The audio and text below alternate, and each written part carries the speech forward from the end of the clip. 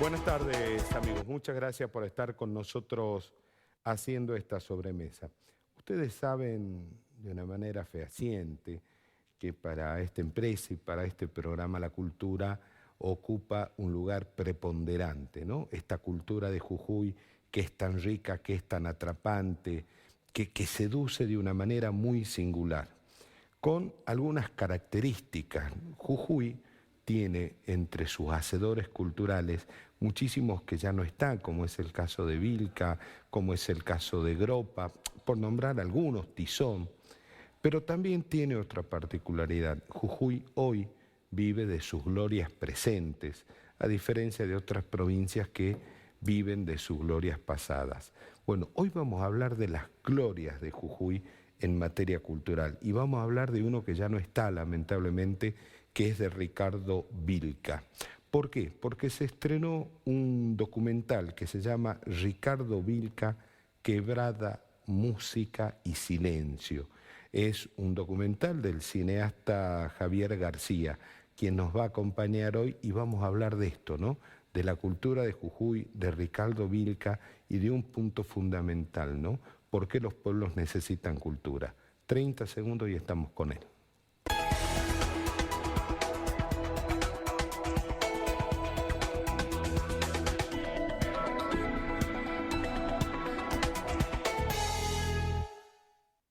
Seguimos en esta sobremesa. Javier, gracias por venir. Bueno, Andrés, muchas gracias por darnos este lugar para poder hablar de Ricardo. A ver, vamos a hablar de este documental, Ricardo Vilca, Quebrada, Música y Silencio.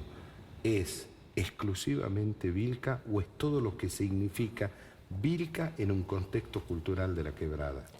Me acercaría más a la segunda alternativa. Me parece que buscamos con Germán a la hora de armar el guión, Germán Loza, hablar de Ricardo, pero a la vez tratar de acercar a la gente un poco más, no solo de Ricardo, sino la cultura en la que él estaba inmerso a la hora de crear su música. Entonces nos encontramos con el Encuentro del Árbol de la Amistad como un evento que creemos importante para poder estructurar la historia y que además nosotros sentimos que es un legado vivo de Ricardo. Hace más de 30 años que se sigue haciendo ese encuentro cada 7 de enero. La familia lo organiza, se juntan músicos de toda la provincia, incluso de otras provincias, para recordarlo, no solo tocando sus temas, sino que cada uno tiene ahí un espacio en el escenario, que es ese espacio que Ricardo les brindaba en vida y que paradójicamente, y también es una de las cuestiones que lo hace grande a Ricardo, él no tuvo en su momento. Él no tuvo el escenario brindado como él generosamente... Me lo ofrece ahora, ¿no? Exactamente, exactamente. Ahora, bien, la música de Vilca a mí me parece que tiene una particularidad, ¿no? Y que Vilca cada vez que iba a empezar a componer, a empezar a crear, miraba abajo y tocaba la tierra. Me parece que sin esa tierra no sé si Vilca hubiera podido hacer lo que hizo, ¿no? Bueno, mira, respecto a esto que vos planteás, yo te puedo decir dos cosas. Dentro de la película, Mario Vilca, el filósofo andino, nos adentra un poco en cuál sería la cosmovisión en la cual estaba inmerso Ricardo y de alguna forma nos explica, porque nosotros nos queda la reminiscencia de que Ricardo justamente es naturaleza, la naturaleza manifestándose en él, como dice un personaje, uno de los entrevistados. Y bueno, Mario nos dice que acá, en la cultura andina, la creación ya no es algo individual, sino es algo que le pertenece a la Pacha. Y que hay traductores y traductores. Y Ricardo era uno de sus grandes traductores. O sea que tomaba de la Pachamama la tocaba música. La tierra. Exactamente, exactamente. Se podría traducir de esa forma. Y por otro lado, justamente esta conexión con la naturaleza nos lleva a otra anécdota, que es que Mercedes nos contaba que en el último tiempo Ricardo ya necesitaba, no solo, él decía, antes buscaba el contacto con la gente y ahora necesito estar tranquilo, solo, volver al campo.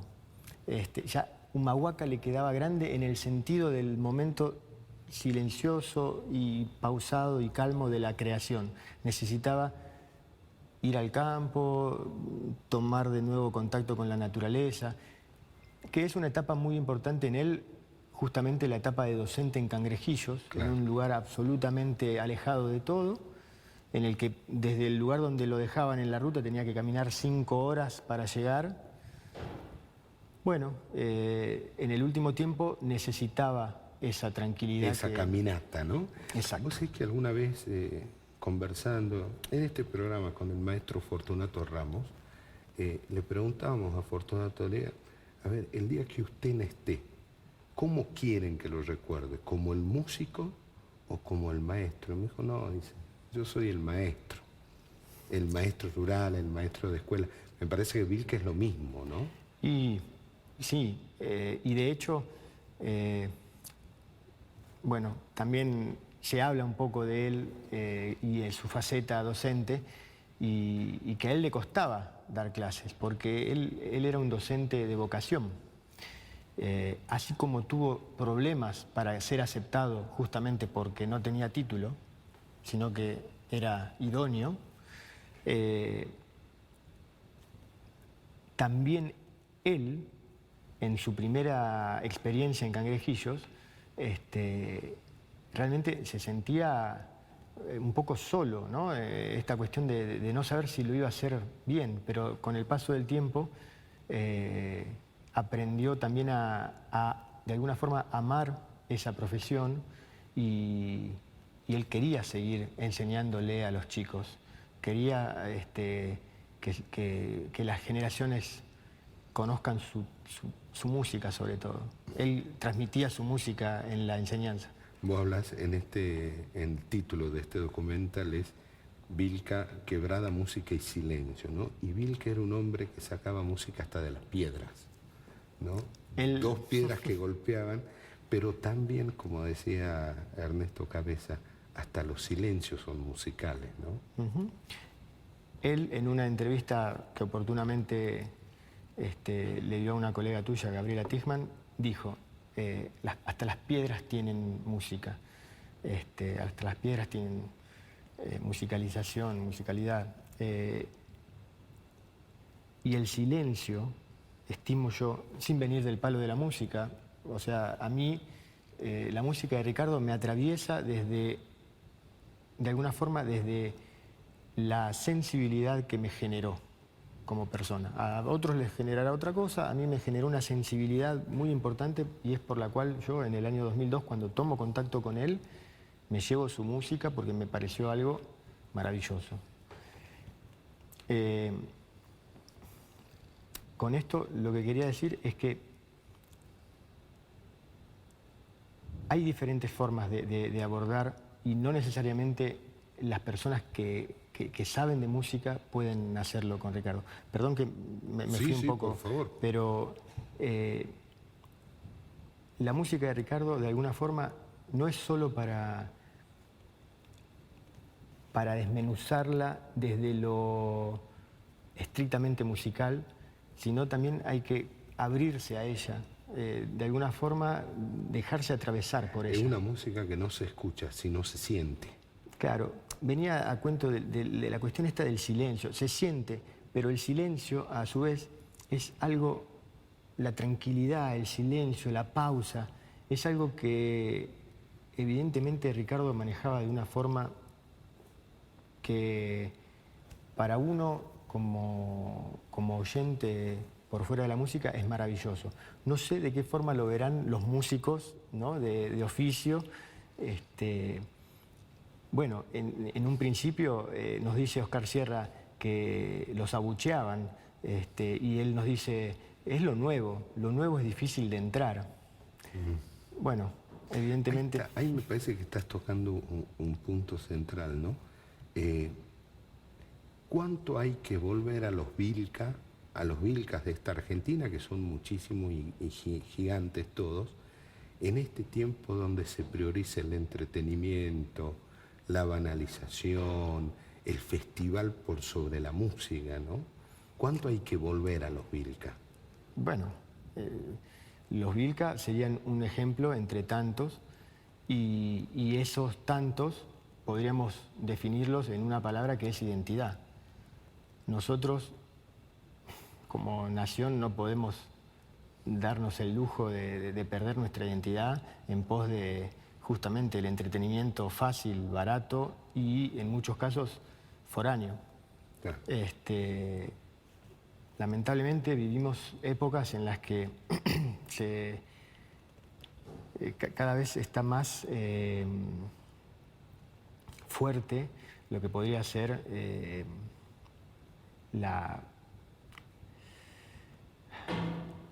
el hecho de que todo lo de afuera es mejor, todo lo de afuera nos absorbe de una forma absoluta.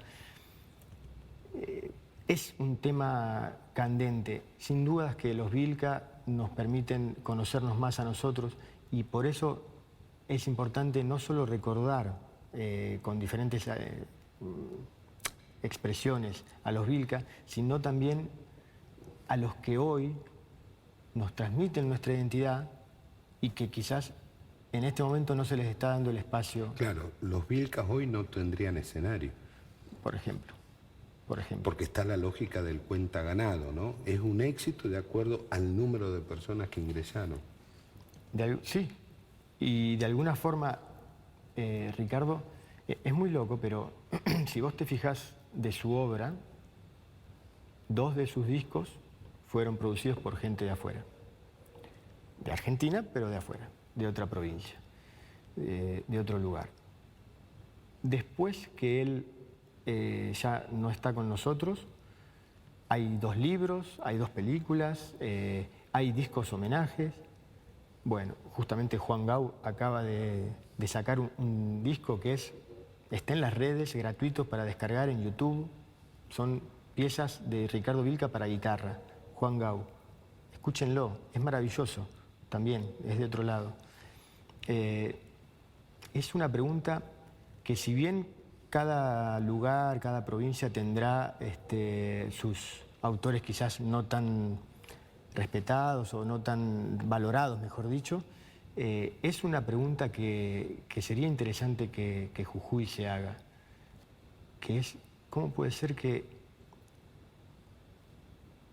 haya más reconocimiento, o no sé si más, pero reconocimiento efectivo en hechos, como pueden ser todas estas expresiones que yo te acabo de nombrar, y están hechas por gente de afuera, y no por jujeños. Por jujeños. Por supuesto que Daniel Quiroga y Cecilia Palacios hicieron un disco que es hermoso, al maestro Ricardo Vilca, pero bueno, me parece que falta.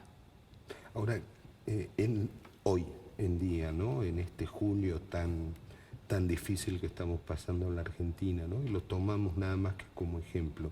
¿Qué rol ocupa y qué rol debe ocupar la cultura? En este caso, la música, vos como cineasta, etcétera, etcétera. Mira, fundamental para, de alguna forma, que nuestra identidad, como decía antes, esté ahí firme al pie del cañón. Si no, estamos jodidos como nación, como país. La cultura es fundamental, pero además el Estado debe todo tipo de herramienta para que los espacios culturales, los hacedores culturales puedan desarrollar su actividad de una forma garantizada, sin penar por terminar su película, por terminar su disco, por tener un espacio para tocar su música, es fundamental que lo hagan. Hace un tiempo estuvo muy en boga esta cuestión de la desfinanciación, sí, ¿no? Bueno, es importante que la gente tome conciencia de que si esa desfinanciación se hubiese producido, todos los hechos artísticos que de alguna forma no solo permiten a un artista vivir o intentar vivir dignamente porque cobra por su trabajo, también esos artistas forman parte de nuestra identidad. La cultura no es solo que se mantenga lo pasado. La cultura es algo que está en continuo movimiento, en continuo volver a nacer. Todo el tiempo la cultura Vos fíjate, aquí en Jujuy se resignifica.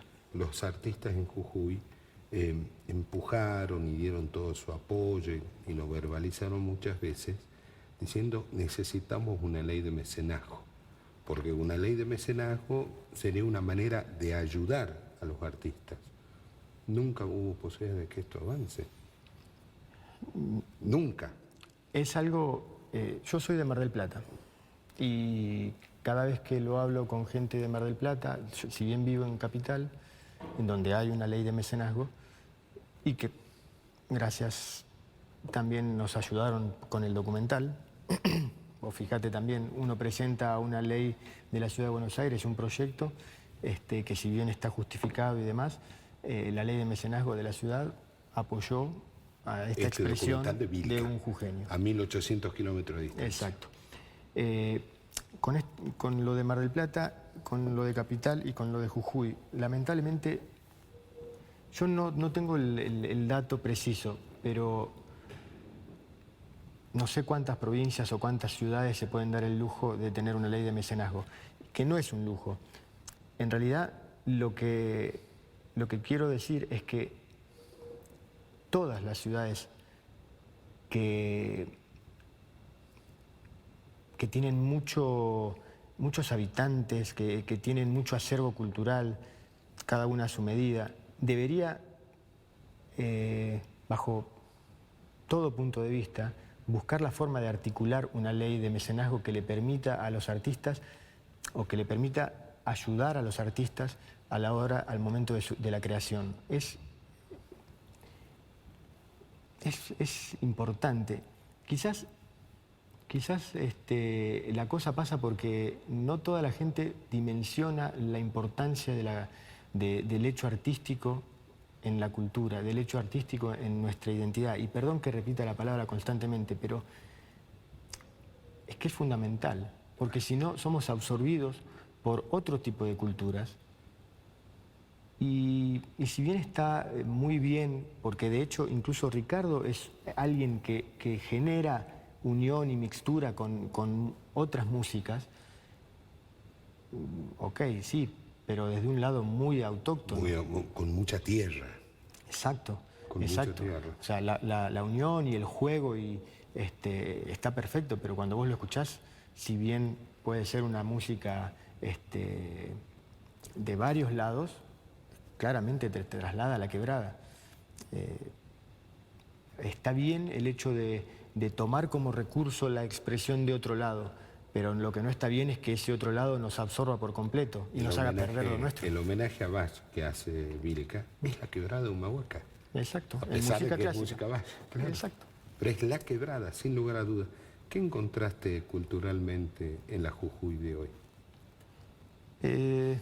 A ver, sinceramente no soy una palabra autorizada, si se quiere, porque no estoy empapado en el tema. Me llama la atención quizás,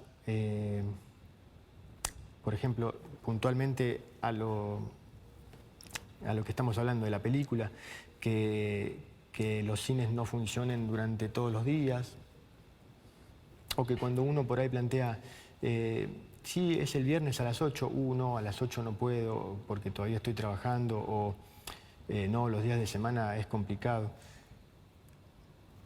Yo viví, como te decía, en Mar del Plata y salía de trabajar y me iba a ver una película.